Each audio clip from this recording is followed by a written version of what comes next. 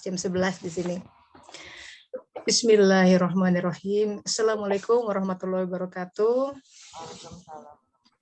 Sahabat-sahabat, iya, selamat datang kembali ke forum kajian online, kajian suluk online, gelombang ke-11 nih, pertemuan ke-19.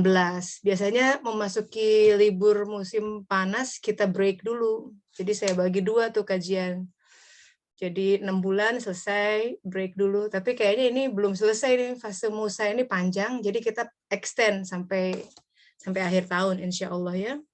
Baik, kita tundukkan hati sejenak, berdoa pada Allah Ta'ala, semoga dipenggal 1 jam ke depan, kiranya Dia menyiramkan pengetahuan yang hak ke dalam qalb kita, diserapkan agar dia bercahaya dan mencahayai raga kita. Kata Rasulullah, tidak ada ilmu tanpa amal.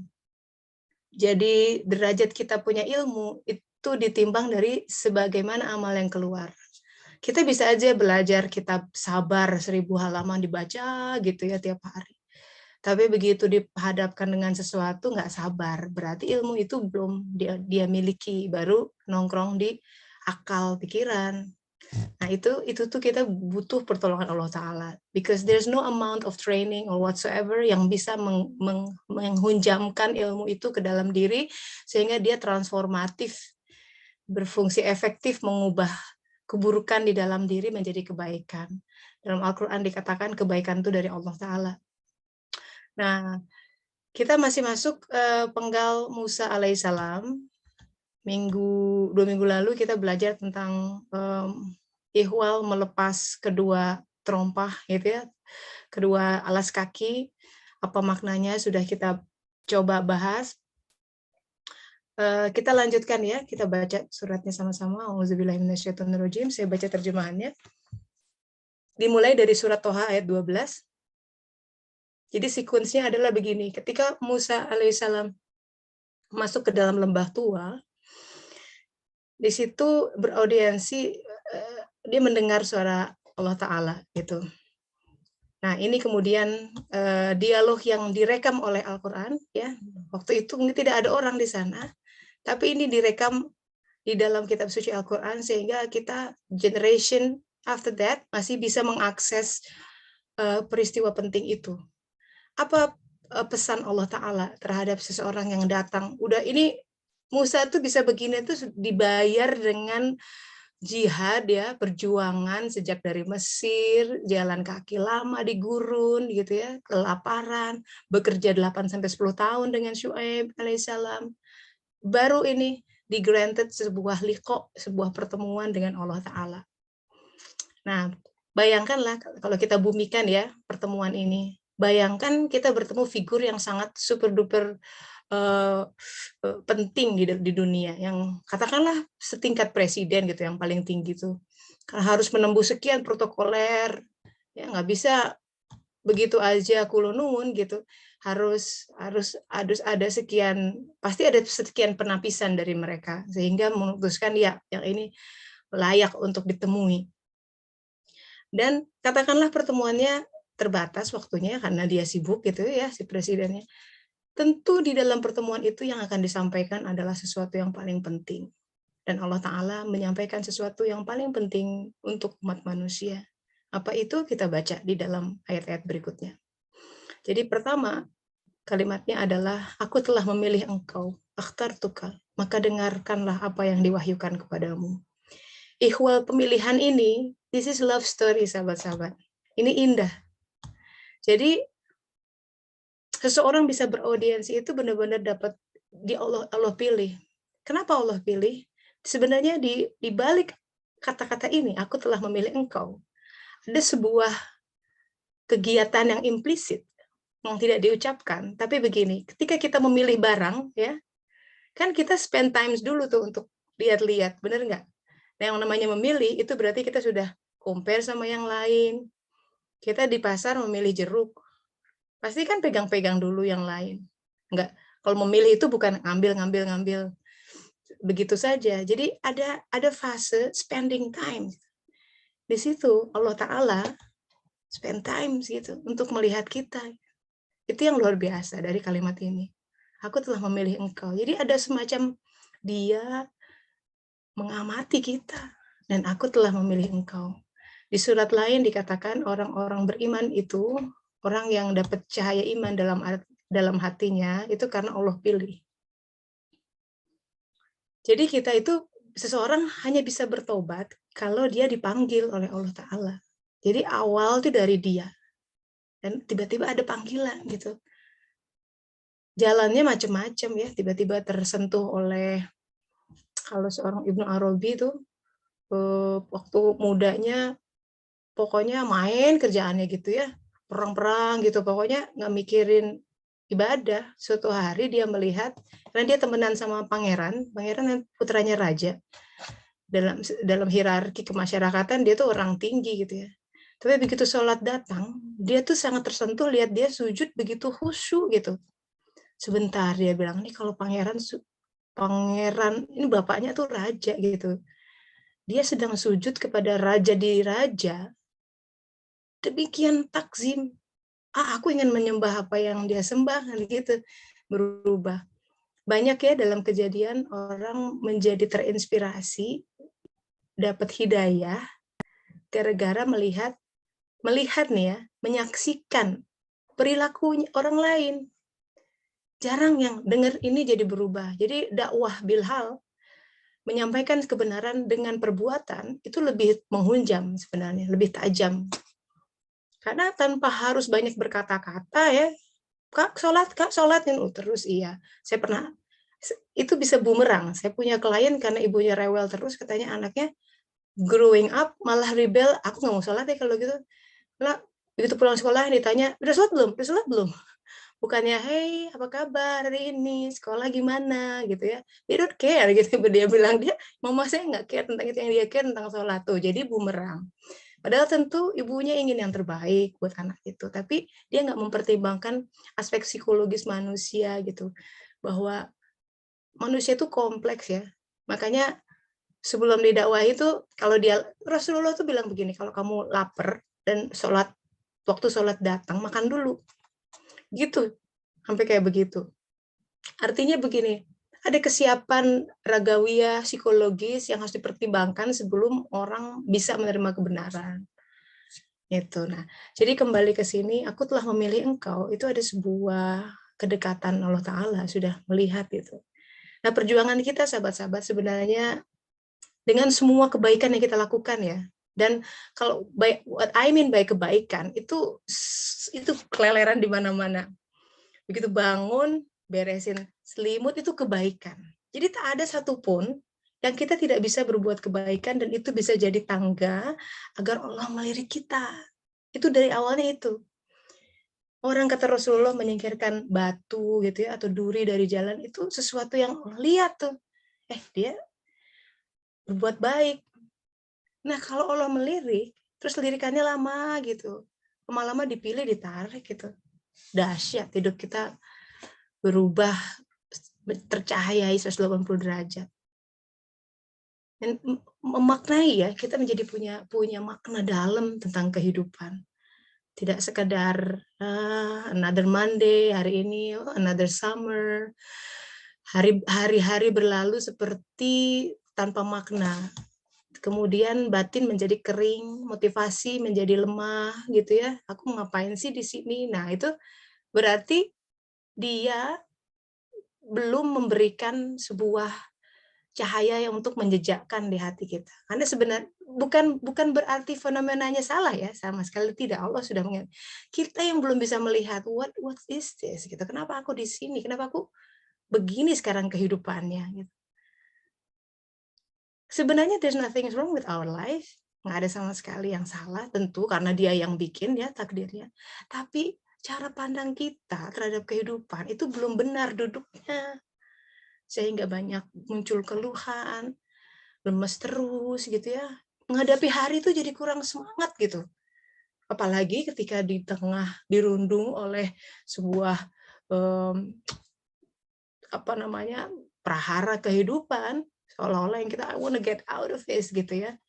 Tapi kan gimana dong kalau ayatnya bilang begini, apa yang kamu tidak sukai itu baik bagimu. Jadi apa yang kamu sukai belum tentu baik. Jadi dimentahkan itu pikiran kita tuh.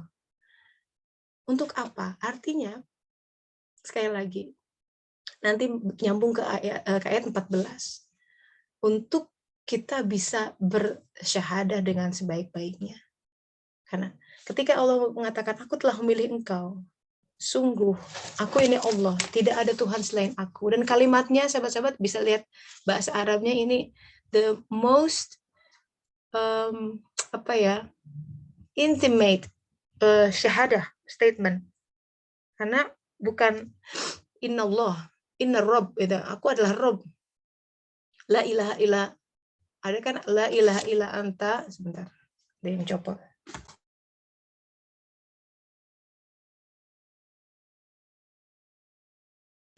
Sorry. Jadi kalimat itu tuh ada la ilaha illa anta, kan? Ada la ilaha illallah, tapi di sini adalah dikatakan innani, sungguh aku ini Allah, innani la ilaha illa ana, katanya gitu. Bergetar ya. Gimana nggak bergetar? Innani la ilaha illa ana. Tidak ada Tuhan selain aku. Itu wow. Kalimatnya intimate begitu. Terus apa dikatakan? La ilaha illa ana, maka sembahlah aku. Dan by the way, sembah itu bukan sekedar, ya, kalau orang Sunda bilang jungkelik jungkedang gitu, jadi bukan tapi kalau Ibnu Abbas mengatakan, iya karena budu, iya karena stain, sembahlah aku, itu hanya kepada engkau aku menyembah. Penyembahan itu esensinya adalah pengenalan.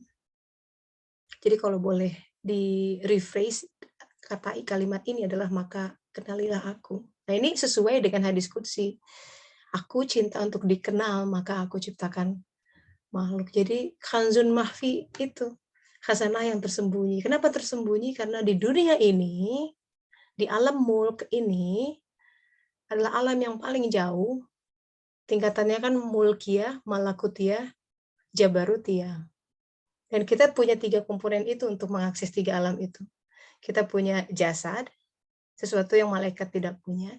Kita punya jiwa dari alam malakutiyah, dan kita punya ruh dari alam jabarutiyah.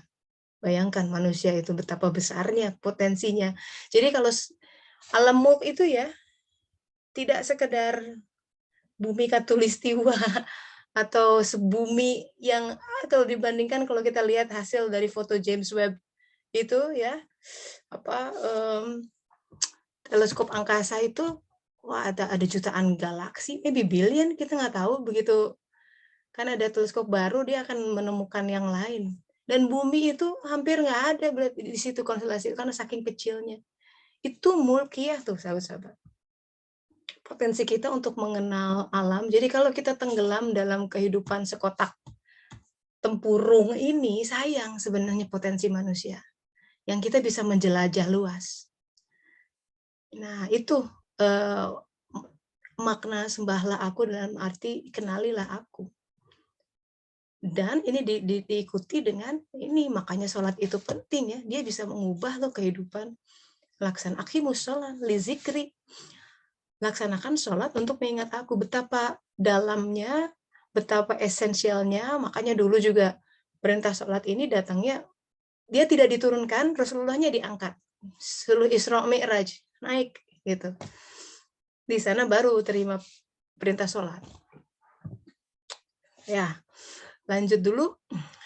Kemudian ini hal-hal poin-poin wasiat Allah yang diberikan ketika seseorang beraudiensi dengan dia. Lalu dikatakan bahwa sa'ah atau hari kiamat itu akan datang. Kiamat itu ada yang sugro, yang kecil, kiamat besar. Kiamat kecil itu berupa kematian. Kematian dibagi-bagi lagi, ada kematian fisik, ada kematian urusan. Ya, pokoknya yang bernada-nada kematian itu ending of everything. Perpisahan adalah sebuah kematian. Kiamat kecil in a way ya, karena udah nggak ketemu lagi. Pindah, misalkan kerja selesai, kiamat.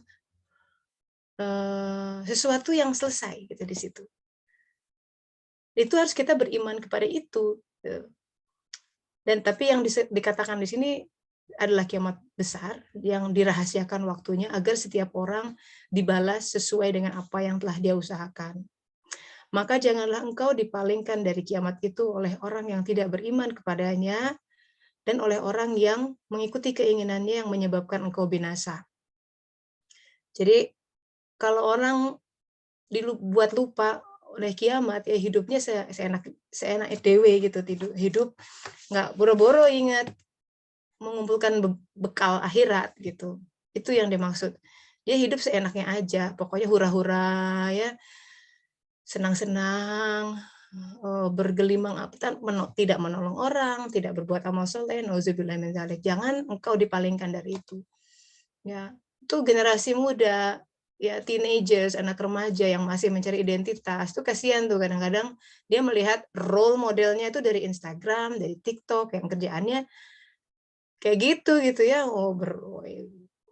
Let's paint $2,000 Gucci shoes gitu, kayak sayang sekali waktunya cuma dihabiskan scroll for hours. Di Belanda ada artikel rata-rata anak-anak itu main gadget, di depan gadget tuh 5 jam sehari. That's a lot. 5 jam kalau belajar piano ya, baca buku sejarah, dia bisa wow, dan itu tiap hari. Bayangkan. Itu tantangan kita tuh. Di zaman semua terserap, bangun tidur yang dilihat gadget dulu, sebelum sholat wudhu Allah bilang tunggu ya Allah ya, ntar aku ngecek pesan dulu. Nah kan seperti itu, kita pun harus berjuang gitu untuk keluar dari hisapan kayak addicted gitu in a way. Kalau nggak bawa handphone tuh ya kan suruh balik lagi tuh dia. Takut ada apa-apa. Nah kita lanjut ya. Oke, ayat berikutnya. Nah, ini tema hari ini adalah tentang tongkat ya. Jadi kalau waktu lalu adalah tentang 2 terompah. Ini simbolnya luar biasa sih Al-Qur'an tuh. Dibilang tentang tongkat. Ini ayat 17. Ada kalimat yang menggelitik dari Allah Ta'ala.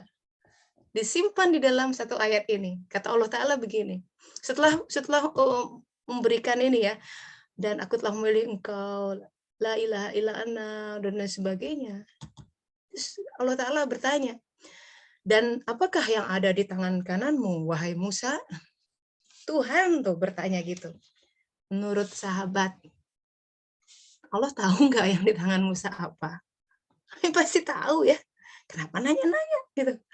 Tapi ini disimpan dalam satu ayat, berarti ada sesuatu yang besar di situ. Dan apa yang ada di tangan kananmu, wahai Musa? Karena kalimat ini muncul agar ayat berikutnya menerangkan tentang apa itu tongkat. Dia Musa berkata, ini adalah tongkatku. Nah, kan kalimatnya tidak, dan tongkatmu itu. Wah, gitu langsung kata, enggak, ini Allah tuh selalu begitu ya, luar biasa. Penyampaiannya tuh poetik banget gitu. Dan menghargai kita manusia. Dia membuat dirinya humble, ya, himself gitu. Seolah-olah, dan apa yang ada di tangan kananmu, wahai Musa, coba bayangkan. Itu di situ akhlak dia ya, karakter Allah tampak tuh di situ. Coba rasakan kehanifan, ke halim ya, humble, halus gitu. Sangat menghargai gitu. Itu tampak di dalam satu penggal kalimat itu. Dan apa yang ada di tangan kananmu, wahai Musa? Musa berkata, ini adalah tongkatku. Aku bertumpu padanya. Dan aku merontokkan daun-daun yang dengannya makanan kambingku, katanya. Jadi tongkat itu sahabat-sahabat of all time, kalau boleh lihat ada tuh papernya siapa tuh tentang tongkat di masa ke masa. Itu simbol tinggi. Sampai sekarang dipakai ya. Kalau jenderal tuh megang tongkat. Kalau kita lihat ada 2 polisi jalan bareng yang megang tongkat, oh itu pangkatnya paling tinggi tuh. Lambang gitu. TNI, ABRI gitu, jenderal pegang tongkat. Harry Potter itu the wand itu kind of tongkat sebenarnya. Jadi tongkat itu pada zaman Musa itu sesuatu yang dalam kisah beliau ya, untuk penghidupan. Apa itu tongkat? Itu lambang ilmu. ilmu yang kita pelajari sejak TK, ya SD diajarin ABC, sampai kuliah, sampai kerja, itu tongkat. Artinya ilmu lahiriah. Karena di sini dikatakan untuk Musa, ya karena beliau waktu itu nggak ada pekerjaan IT engineer gitu ya, jadi ya tongkat untuk merontokkan daun karena dia kan kerja sebagai penggembala. Nah, jadi kasab penghidupannya Musa adalah itu, dan tongkat menunjukkan kemampuan dia dalam berpenghidupan gitu. Ya mungkin buat kita ya degree gitu ya, S2, S3 atau apapun. Pokoknya kita sampai sekarang punya kemampuan tertentu, itu tongkat. Tapi yang menarik kita lihat di 2 ayat berikutnya, Allah mengatakan setelah itu, oh tongkat, lemparkan ia wahai Musa. Lalu Musa melemparkan tongkat itu, tiba-tiba ia menjadi seekor ular yang merayap dengan cepat. Kisah ini kita sudah tahu ya dari kecil, wah ada ular. Gitu. Tapi ternyata sebelum bertemu Fir'aun, ihwal tongkat berubah jadi ular, itu sudah mulai didemonstrasikan ketika Musa berhadapan dengan Allah Ta'ala di Bukit Tuwa. Apa makna tongkat berubah jadi ular? Ini berkaitan nanti dengan tangan kanan Musa yang nanti harus dimasukkan ke dalam ketiak, gitu ya, dihimpitkan. Ketiak itu dekat sama dada dan dia bercahaya. Tangan kanan itu simbol dari pengetahuan akal dalam. Jadi ketika tongkat itu dilempar, akhirnya dia lepas dari pegangan tangannya, dia berubah jadi ular. Itu simbol bahwa ilmu-ilmu segede apapun, setinggi apapun, sekeren apapun, kalau dia tidak dipegang oleh akal dalam, jiwa, dia berubah jadi ular, sesuatu yang destroying, mengerikan. Orang bisa pangkatnya profesor, tinggi-tinggi ya, pengetahuannya, PhD-nya bergelar menumpuk, dapat Nobel dan lain sebagainya, tapi ketika dia tidak memberikan kontribusi untuk masyarakat dan pengetahuan itu tidak bermanfaat buat dirinya, itu adalah seperti tongkat yang berubah jadi ular. Atau nauzubillah, misal koruptor itu cerdas-cerdas tuh, karena dia tahu cara kelat-kelit nyembunyiin uang sana sini sampai nggak ketahuan. Pinter, tapi jadi ular kepintarannya. Nauzubillah min dzalik. Nah itu kemudian membuat kita mesti takut sebenarnya. Orang yang berpengetahuan itu, sahabat-sahabat, bukan orang yang tahu ini itu, pinter ini itu, ya. Kalau definisi Al-Qur'an ya, karena ya udah aja kalau hanya untuk ngurusin dunia ya habis di situ. Tapi fear is the beginning of knowledge gitu kata di Alkitab itu. Jadi orang makin takut, makin berpengetahuan, sebenarnya dia makin takut dalam kehidupannya, makin tahu. Orang Sokrates tuh bilang, semakin aku tahu, aku tidak tahu gitu. Semakin dia mempelajari tuh, aku tuh nggak tahu apa-apa. Nah itu sampai ke sana. Haking dia tuh takut, dia tidak akan mengandalkan perhitungannya. Oh tenang, kita sampai 3 generasi beres, tidak akan kekurangan. Waduh bahaya tuh sampai kayak begitu. Guru saya tuh bilang gini ya, orang beriman itu ya, walaupun saat ini di rekeningnya ada 1 miliar, it's easy to get anything, dia tidak akan tenang, bahkan nanti malam aku bisa makan nggak ya gitu. Takut 1 miliar, wah itu bisa makan bertahun-tahun. Tapi kan dia tahu dengan keimanannya, dengan ilmunya, dia tahu Allah tuh bisa menjungkir balikan apapun dalam sekejap, sahabat-sahabat. Makar Allah itu hati-hati.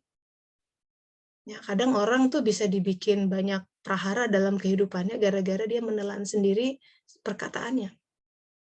Oh ini kan gampang, ternyata kejadian. Ya, saya sering sharing ya, kadang-kadang saya berpikir salah aja gitu, menggampangkan, bener terjungkir. Tapi alhamdulillah, berarti kan, kata Allah, ingat aku. Jangan kita tuh terlalu pede gitu dengan semua kemampuan kita. Jangan, kita tuh harus, ya Allah, terima kasih diberi kemampuan ini, harusnya buat apa ya Allah ya gitu, supaya kita beramal soleh dengan itu. Kan modal kehidupan cuma itu aja kata Al-Qur'an. Barang siapa iman dan amal soleh dijamin untuknya kehidupan yang baik, hayatan thayyibah. Titik. Jadi yang harus dicek adalah iman saya cari apa sih di dunia ini? Kalau makin bening, makin ikhlas cari Allah, makin bersinar. Nah, sinar itu namanya nur iman ya, bisa mengidentifikasi pekerjaan-pekerjaan, kita bisa mengendus dari sekian objek pilihan, mana yang enggak ini, yang yang ini. Nah, seperti itu. Iman bisa membantu mengidentifikasi kita, amal soleh kita dari saat ke saat tuh apa gitu. Dan yang dimatakan amal soleh itu bukan semata-mata harus bikin buku, sekolah ini, itu nggak perlu begitu, tapi hal yang kecil seperti kecil tuh kata kita ya, karena itu tuh kecil apa tidak itu tergantung keikhlasan sebenarnya. Seorang ibu yang mengepel gitu ya, nggak lihat orang, si anaknya itu lalu lalang, tapi di situ dia zikir sesuai dengan yang Allah minta, dirikanlah aqimus shalah lidzikri. Dia tengah mengubah segala hal menjadi emas gitu. Nah, itu makna ilmu. Jadi Musa alaihissalam sudah diajarkan tentang Allah, tentang bagaimana tongkatnya agar dia tidak berubah jadi ular. Dikisahkan di tafsir Ibnu Katsir, di sejarah Nabi-Nabi Ibnu Katsir, Musa itu terkejut ketika lemparkan tongkat, dia pikir bakal toeng gitu ya, ke tanah, tapi berubah jadi ular dan merayap cepat. Beliau pun sampai ketakutan gitu, bersembunyi. Ya, selesaikan dulu ayatnya. Maka Allah berfirman, walaupun udah berubah jadi ular, pegang iya, jangan takut. Kami akan mengembalikan kepada keadaan semula. Nah, dipegang lagi sama tangan kanan. Dan kepitlah tangan kananmu ke ketiakmu. Niscaya ia keluar menjadi putih bercahaya. Dikatakan di sini ya, di dalam Al-Quran, tanpa cacat. Ini untuk mengkoreksi keterangan di kitab lain bahwa tangan kanan Musa putih karena kusta. Al-Quran bilang bukan penyakit, tanpa cacat. Dia itu cahaya. Ia keluar menjadi putih sebagai mukjizat lain. Ini salah satu mukjizat Musa. Nanti kita akan lihat Allah bilang ada 9 mukjizat yang diturunkan. Nanti rame nih setelah ini episodenya. Karena setelah dari sini dia disuruh untuk menghadapi Firaun di Mesir. Jadi itulah untuk kami perlihatkan kepadamu sebagian dari tanda-tanda kebesaran kami yang sangat besar. Nah, di sini turun titahnya. Pergilah kepada Firaun. Dia benar-benar telah melampaui batas. Itu. Jadi urutannya dalam kehidupan Musa itu, Firaun itu simbol hawa nafsu ya. Jadi ternyata dalam perjalanan suluk manusia, perjuangan melawan hawa nafsu yang sebenarnya itu dimulai setelah dia bertemu diri. Coba bayangkan. Makanya dikatakan awaludina ma'rifatullah, kata Rasulullah. Awal beragama itu ma'rifatullah. Jadi, dan Allah kita tidak bisa ma'rifatullah kecuali ma'rifatul nafs. Man arafa nafsahu faqad arafa rabbahu. Barang siapa mengenal dirinya, dia mengenal Tuhannya. Mengenal diri diantaranya mengenal fungsi diri, misi hidupnya apa. Dalam kasus Musa pada saat ini diperlihatkan bahwa pergilah ke Firaun. Dia benar-benar telah melampaui batas. Dan situ nanti akan disebutkan bahwa salah satu misinya adalah untuk membebaskan Bani Israel dari Mesir. Sebuah simbol lain gitu ya, bahwa Mesir itu Madinatul Badan. Jadi kita tuh Mesir diri kita tuh seperti ini, our comfort zone itu Mesir kita. Ketakutan di masa lalu mungkin ya, ada trauma-trauma, pokoknya sesuatu yang kita nggak mau move on dari situ gitu, nggak berani. Nanti kita akan lihat dalam penggal-penggal berikutnya. Memang ini kisahnya masif, nggak tahu nih setahun selesai apa enggak. Tapi kita pelan-pelan ya kita coba kunyah. Hari ini kita elaborasi tentang ini, tentang dialog indah Allah Ta'ala mengatakan, apa yang ada di tangan kananmu wahai Musa, itu luar biasa ya. Jadi kita lihat ada aspek lain dalam sebuah ayat-ayat Al-Quran. Kan kita harus mikir gitu, kenapa ditanya? Kan Allah tahu tangan kanan Musa apa gitu. Sampai tapi disimpan dalam sebuah ayat. Sehingga jawaban Musa pun disimpan di ayat berikutnya. Nah, kita elaborasi lebih dalam tentang ini. Iya, Mbak Dewi bilang tongkat itu seperti tool, cultural capital. Waduh, this is like fancy words. Kita untuk bertahan hidup ya something like that. Karena Musa kalau nggak pakai tongkat kan ternaknya mati ya, nggak dapat daun-daun. Something like that. Sesuatu yang kita ya kalau kalau implementasi dari ilmu adalah pekerjaannya, ya kan? Kan ilmu itu bikin kita di-hire oleh sesuatu, ya kan? Misalkan kita kerja di mana, ya nanti nyambung dengan itu pangkatnya. Ya, Mbak Putri silakan, sudah angkat tangan.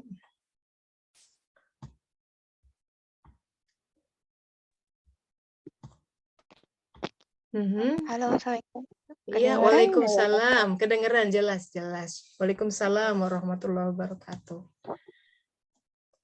Ini teh kebetulan tuh saya di kajian yang lain juga lagi belajar ini tadabbur surat Toha, dan kemarin kayak benar-benar dapat power gitu habis belajar beberapa ayat. Tapi itu sebenarnya setelah ini kan sampai ketemu Firaun ya. Itu tuh kan waktu itu tuh beberapa hari ini tuh lagi down banget gitu teh. Terus kebetulan hari itu yang dibahas ayat tentang yang Nabi Musa tuh lagi memohon kekuatan sama Allah. Terus Nabi Musa bilang kalau Allah tuh bahkan udah kasih Nabi Musa selamat, bahkan kehidupan di istana ya yang sangat nyaman gitu. Terus Nabi Musa juga bilang kalau Allah bahkan sudah menyelamatkan Nabi Harun sampai Nabi Harun hidup di tahun di mana bayinya nggak dibunuh ya gitu. Jadi itu kayak apa sih namanya akhirnya sama ayat terakhirnya tuh, ini jadi benar-benar selama ini tuh pokoknya Allah tuh selalu nolong Nabi Musa gitu, selalu melihat Nabi Musa kan. Nah itu tuh jadi di hari itu yang saya sebenarnya lagi down banget tuh jadi mikir, oh ya juga ya, aku juga udah jauh dari titik sebelumnya sampai di sekarang ini gitu.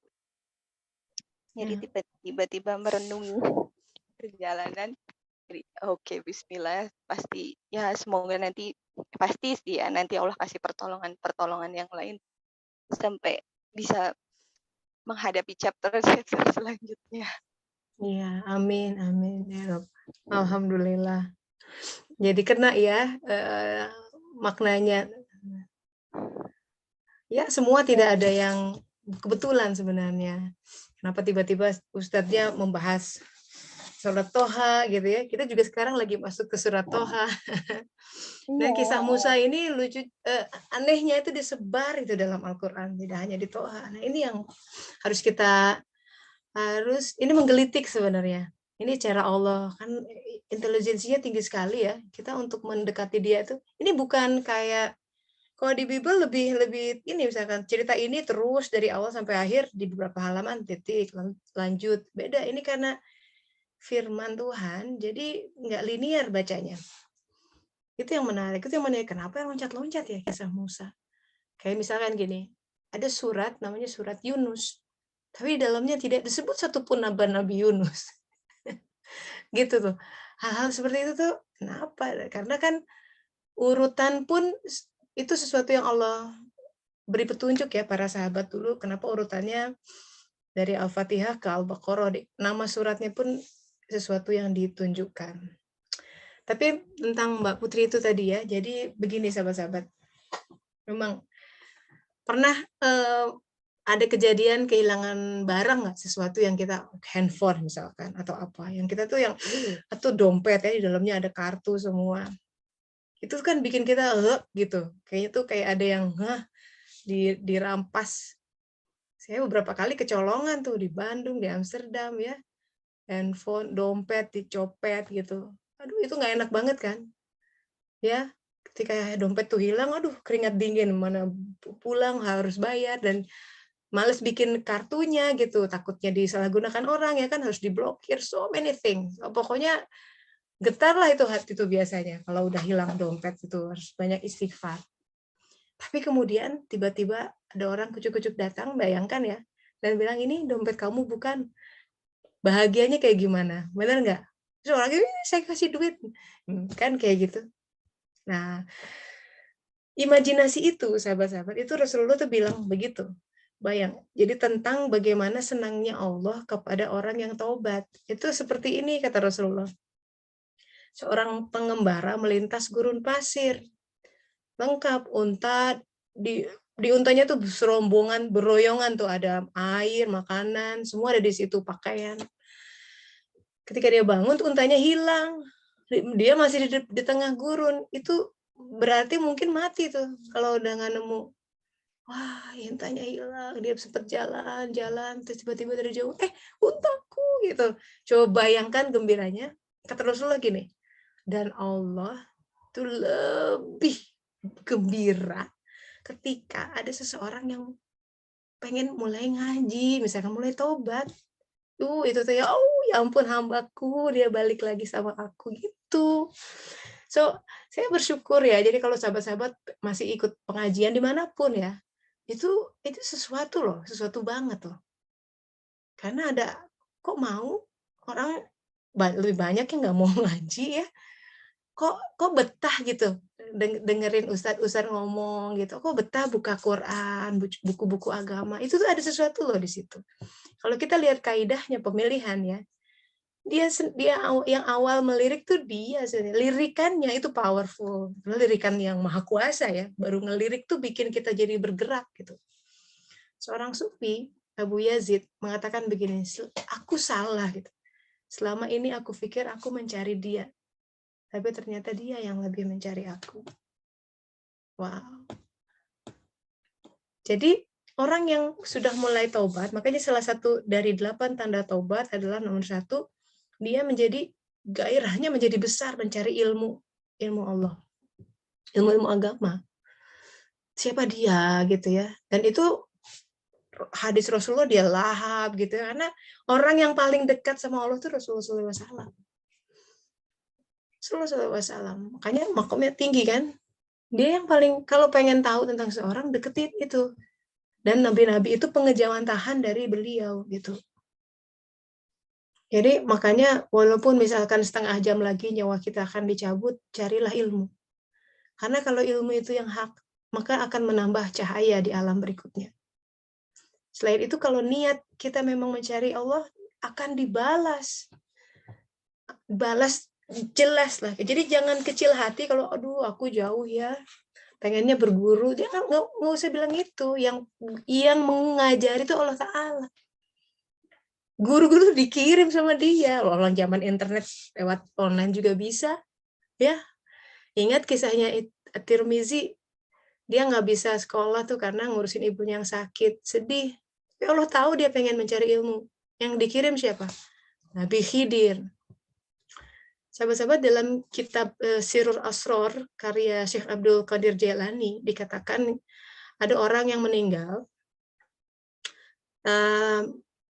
tapi di akhir hidupnya itu dia gemar mengaji gitu, gemar mencari pengetahuan,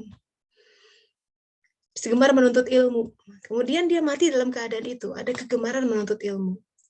Ketika dia meninggal, itu belum ma'rifat kondisinya. Apa yang Allah, jadi kematian bahkan tidak menghentikan Allah untuk mengajari hambanya. Ini luar biasa. Apa yang dilakukan? Allah katanya di situ mengirimkan ke alam barzahnya, alam kuburnya, malakain dikatakan. Di situ terjemahannya 2 orang malaikat, tapi yang disebut malakain, malak itu penghuni malakut. Jadi jiwa-jiwa yang sudah meninggal, badannya udah selesai, tapi jiwanya itu ada malak, kaum malak disebut. Jadi sebenarnya nabi-nabi bisa ngajarin orang itu. Di sini kita nggak diajarin nabi-nabi ya, tapi misalkan orang tua kita tuh di akhir hayatnya ya jadi senang belajar, alhamdulillah. Mungkin sekarang lagi diajari di alam barzahnya. Jadi sehingga saat kiamat nanti udah dibangkitkan lagi, kita semua kiamat kan, dan kemudian dibangkitkan, dia sudah jadi seorang alim dan seorang arif, ma'rifat. Begitu. Luar biasa ya. Ini supaya kita tidak surut semangat kita untuk mencari ilmu. gitu. Jadi Allah tuh mengirim guru-guru dimanapun, dia tidak terhalang kuasanya di alam manapun. Tapi begini, kalaupun seseorang dikatakan pintar, ya, tahu banyak hal, tapi jiwa ini yang penting tuh jiwa pencarian. Siapa aku, siapa Allah gitu. Siapa yang dicari? Jadi bukan hanya sekedar menikmati, oh pintar-pintar, kemudian wah gara-gara itu aku didaulat bicara sana sini, tapi sebenarnya dicari kekayaan. Kan Allah yang tahu. Dia belajar itu untuk apa? Maka sejatinya orang yang seperti itu bukan mencari ilmu. Walaupun jenggotnya panjang, misalkan ya, atributnya seperti orang yang soleh, tapi yang tahu isi hati Allah Ta'ala. Nah, kalau seseorang meninggal dalam keadaan tidak ada gairah untuk mencari ilmu, maka ya Allah tidak akan mengirimkan malakain, dua utusannya untuk mengajari si hamba menjadi seorang arif. So, death is not the end of everything. Itu hebatnya untuk kita selalu menjaga, keep the flame going gitu.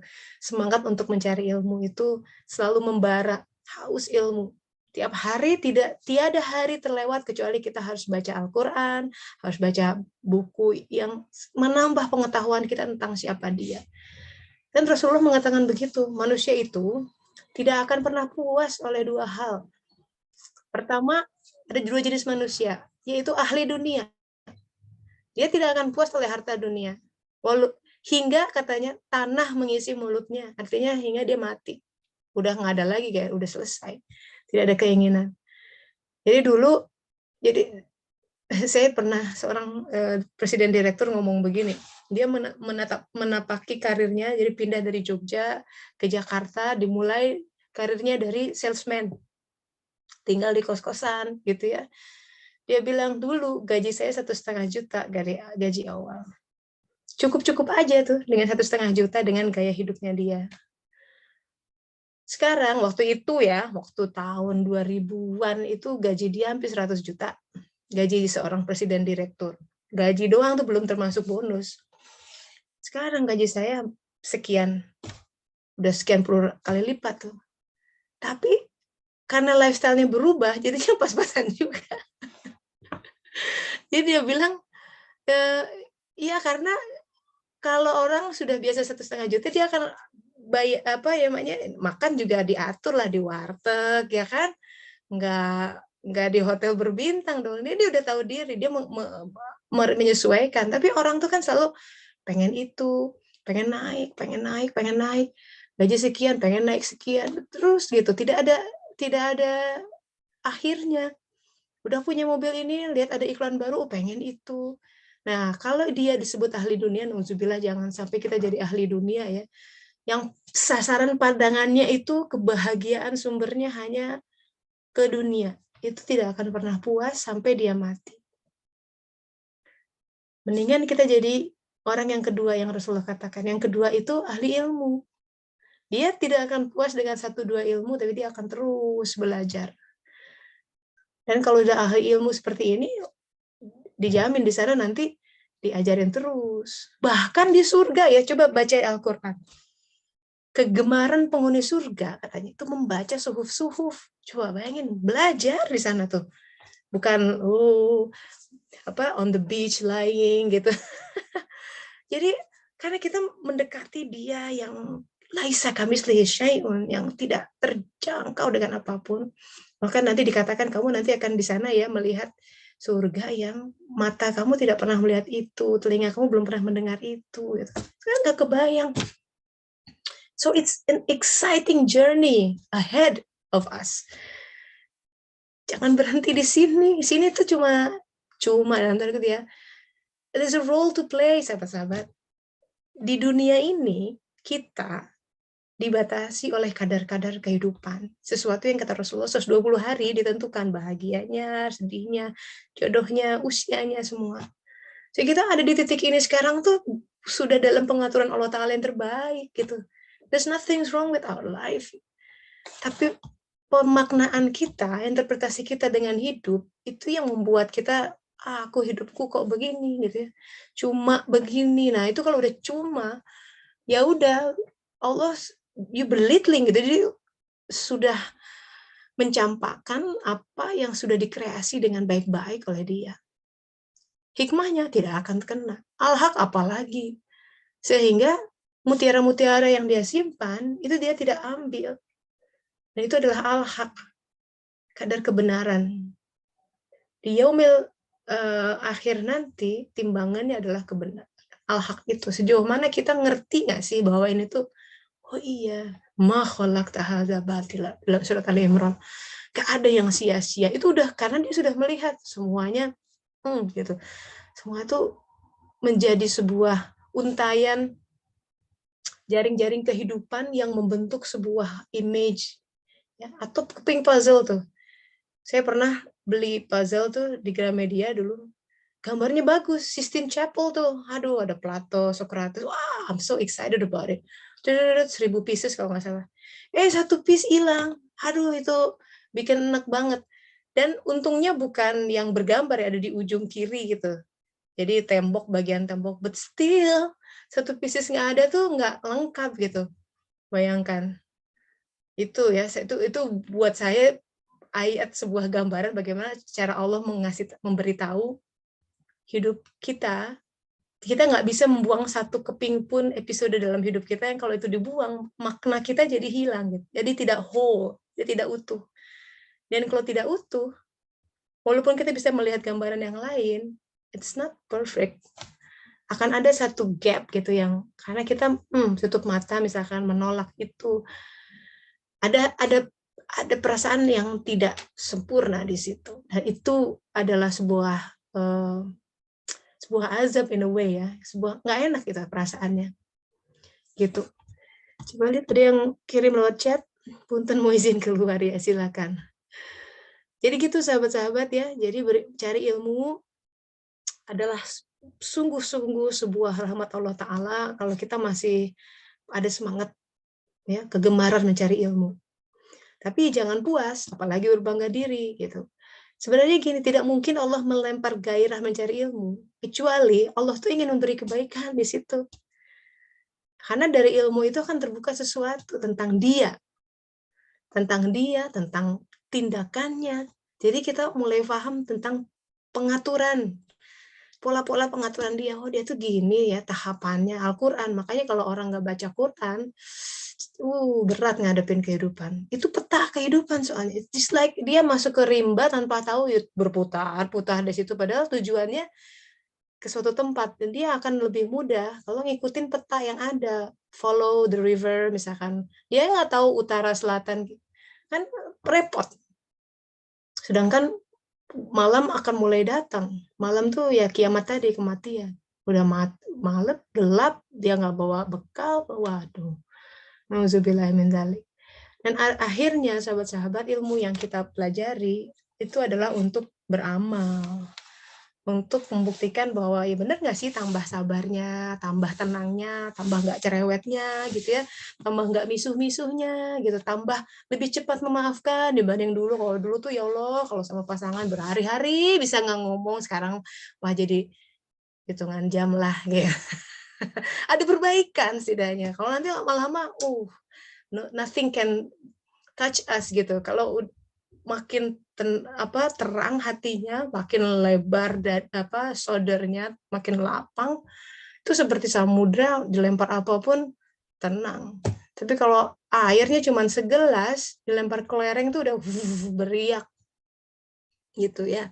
Dan sementara sekali lagi kapasitas kolb hati kita itu luar biasa besar. Dikatakan begini, ada perbandingan antara ini kan alam mulkiyah yang si James Webb Teleskop tangkap itu baru mulkiyah, belum malakutiyah, belum jabarutiyah. Nah, kalau Allah katakan Robbul Alamin dalam Al-Quran, Rob Tuhan alam-alam, itu udah mulkiyah, malakutiyah, jabarutiyah. Semua alam terjangkau, tercakup di situ. Nah, dikatakan Arsy Allah itu dibandingkan dengan kursinya gitu, seperti cincin yang kalau ditaruh di atas kursi Allah itu, arsy-nya besar sekali. Nah, arsy sudah luas ya, dan dikatakan kalau dibandingkan dengan qalb manusia, si arsy yang sudah super duper luas itu balik lagi seperti cincin di atas diletakkan di padang Sahara. Cincin cuma segitu, padang Sahara sekian luasnya. Artinya ada kapasitas hati kita untuk menangkap. Ya, tadi Mbak Putri bilang, oh dia menangkap. Ada hal yang beyond that gitu. Nah itu gunakan tuh. Itu maksudnya. Kapasitas hati kita tuh jauh lebih. Itu kekuatan akal ya. Dia bisa menembus. Kalau cuma sekedar fenomena, ya akal ini cukup.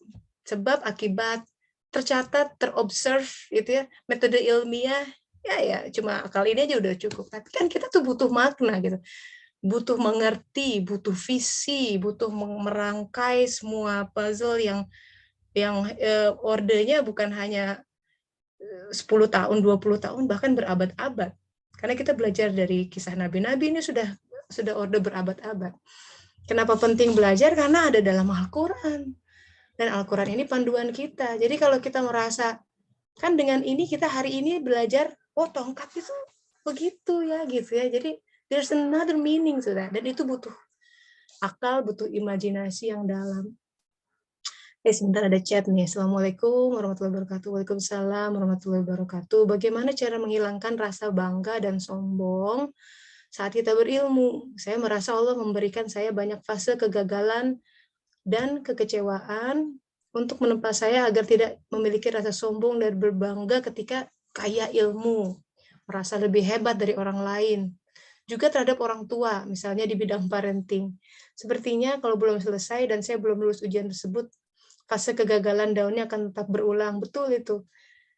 Jadi ya rasa sombong, makanya begini, baca Quran pun itu mesti A'udzubillahiminasyaitonirrajim. Baca Quran ya.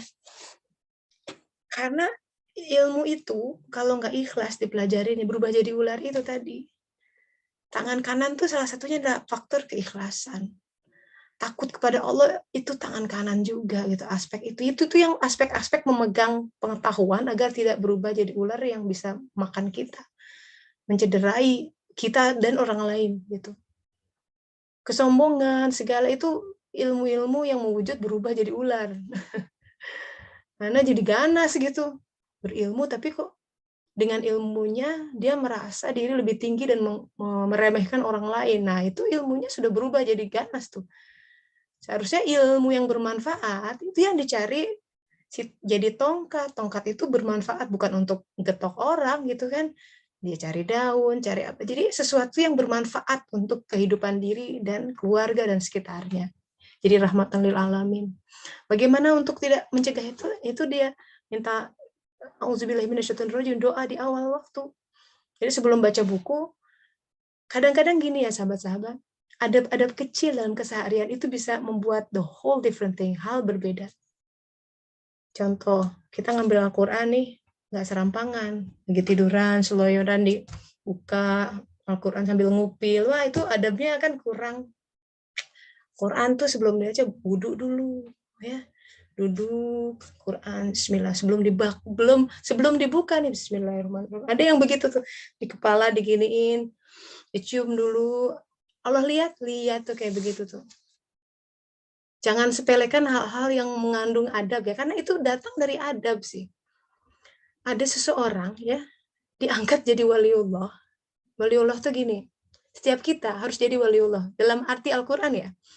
Yang disebut waliullah itu ada wali, itu ada dua waliullah ammah dan khosh. Waliullah umum itu definisi waliullah orang yang Allah jaga. Kita semua harusnya jadi orang yang Allah jaga. Kalau Allah jaga, tuh ya hebat tuh penjagaannya. Bahkan terhadap threats yang kita pun nggak ngelihat itu udah dijagain. Kita nggak paham bahwa itu sebenarnya ada sesuatu yang threatening kita gitu. Itu penjagaan Allah hebatnya seperti itu. Nah, dia tuh lagi jalan, menemukan secari kertas, ada Quran, kan kita suka gini ya, makan kacang tuh ya misalkan ya, kan dari kertas itu. Kadang dia dari kertas, mungkin juz amma atau apa ya, Iqra buku, kan itu ada Allahnya gitu. Ada lafaz Allahnya, itu dia selamatkan, dia ambil dari debu di tanah, orang injak-injak mungkin nggak tahu. Wah, dengan ketakziman hatinya tuh dia selamatkan itu, dia bersihkan, kasih parfum, simpan di tempat yang tinggi. Cuma gara-gara itu. Ya tentu saja itu tuh muncul tuh karena dia sudah punya ketakziman sebelumnya, biasanya begitu. Nah, jadi sebelum kita belajar, buka buku apapun ya, apapun buku atau bukan buka handphone tuh, sebelum kita baca kita nggak tahu informasi kadang-kadang di Facebook apa informasi yang masuk itu jadi racun apa enggak. Ya kita harus bertahu gitu, auzubillahiminasyaitonirrajim, bismillahirrahmanirrahim, udah gitu baru buka email, bismillah. Hal-hal seperti itu Allah ganjar dengan sebuah penjagaan, dengan sebuah inspirasi, dengan sebuah ya hal-hal yang tinggi. Gitu. Jadi begitu Mbak, boleh dicoba tipsnya untuk mencegah kita dari sombong, ya kita bilang, ya Allah, minta gitu di awal waktu, saya ingin belajar, saya ingin menuntut ilmu, lindungi hamba dari sifat ujub gitu ya, takabur, sombong. Itu Mbak. Barangkali ada yang lain mau langsung unmute lagi, monggo. Kita masih ada waktu satu lagi. Bertanya, Mbak Tesya boleh bertanya? Boleh, Bu Lita. Silakan. Maaf tapi ya ini sambil mobile. Iya, nggak apa-apa. Assalamualaikum warahmatullahi wabarakatuh. Kebetulan Mbak Tessa kita membahas soal mengenai ilmu pengetahuan ya. Tadi pagi saya baca gitu loh. Ada satu artikel di surat Al-Baqarah bahwa jadilah orang bertakwa, maka Allah akan beri petunjuk dan ilmu pengetahuan. Gitu kan. Sementara tadi Mbak Tessa jelaskan bahwa untuk mencari guru itu kan Allah juga yang berikan. Gimana nih buat kayak saya sendiri yang belum masih proses belajar, belum punya guru, bertakwa juga, jadi orang bertakwa masih jauh, tapi keinginan belajarnya tinggi gitu. Biar Allah beri petunjuk dan ilmu minimal ilmu pengetahuan lah, karena ilmu pengetahuan itu membuat kita jadi tahu dan paham ya akan segala sesuatu harus seperti apa.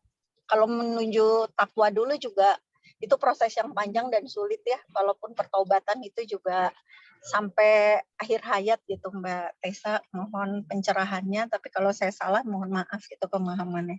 Terima kasih. Wassalamualaikum warahmatullahi wabarakatuh. Waalaikumsalam warahmatullahi wabarakatuh. Ya itu memang auzubillahiminasyaitonirrajim, wattaqullah wa yu'allimukumullah. Bertakwalah, Allah akan mengajarimu.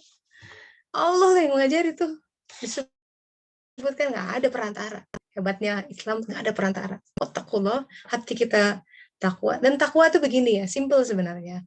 Jadi kita term-term Al-Quran, jadi dia lapisannya banyak gitu. Kalau kita ada yang paling tinggi ya, tapi supaya kita tidak kecil hati. Jadi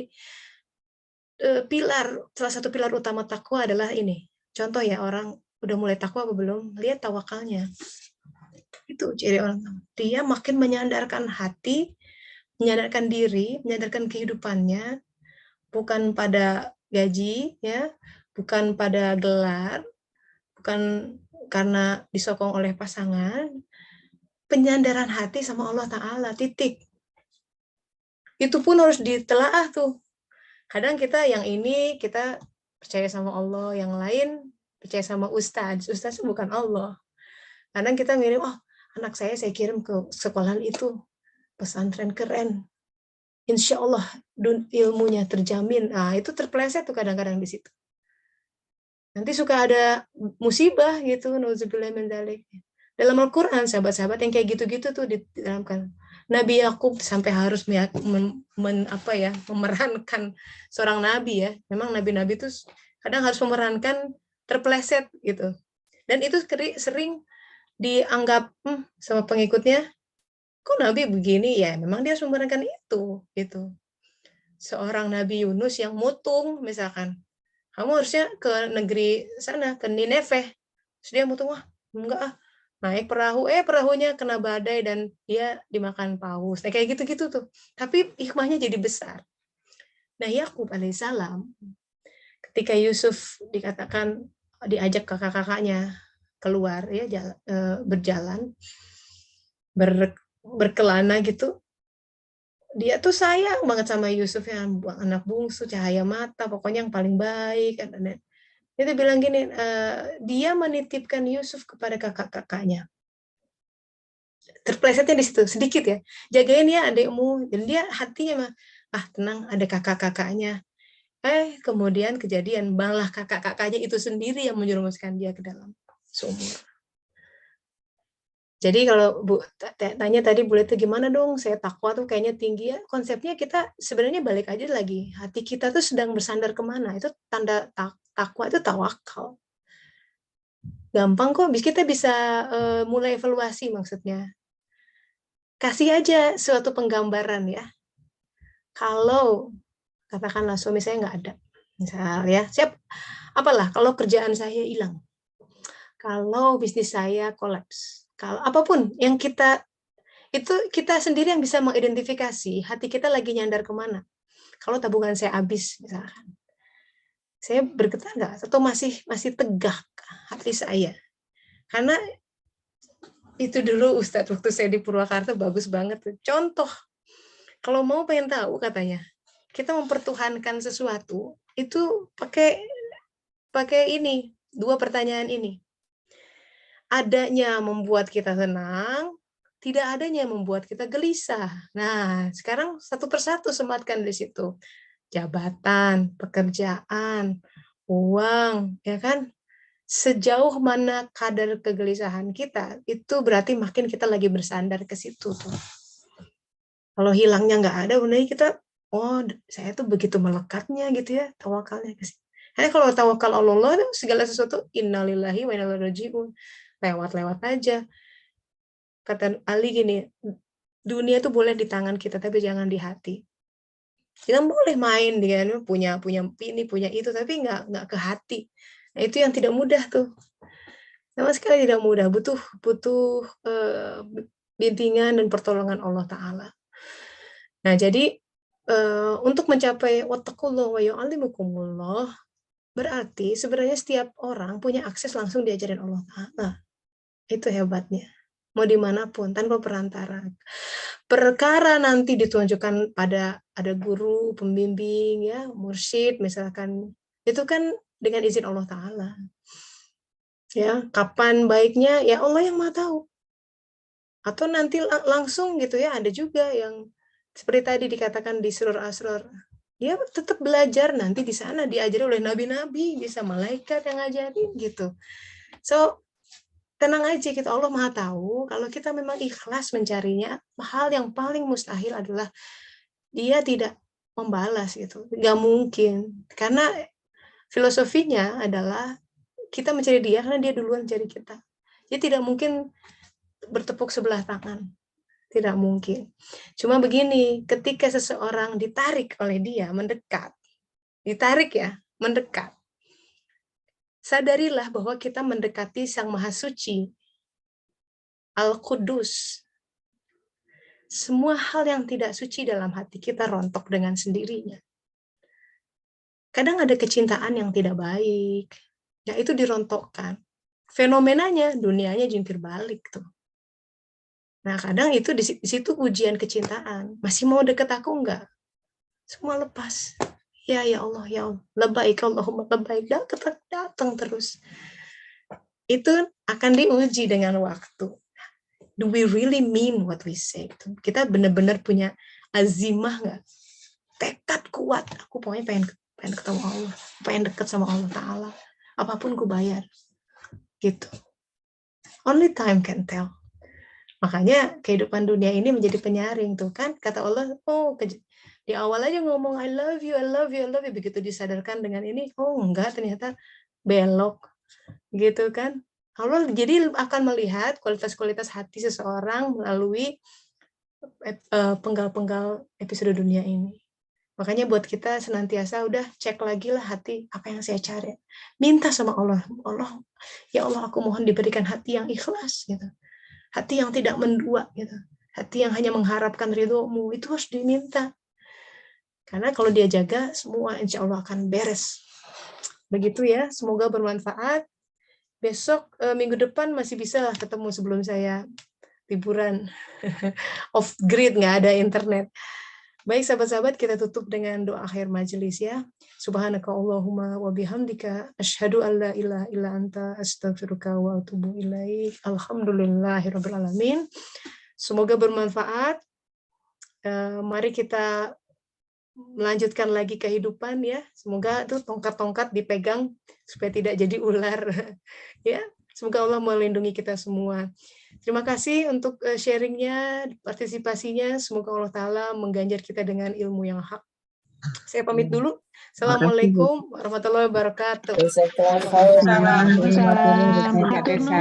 Thank you. Ya.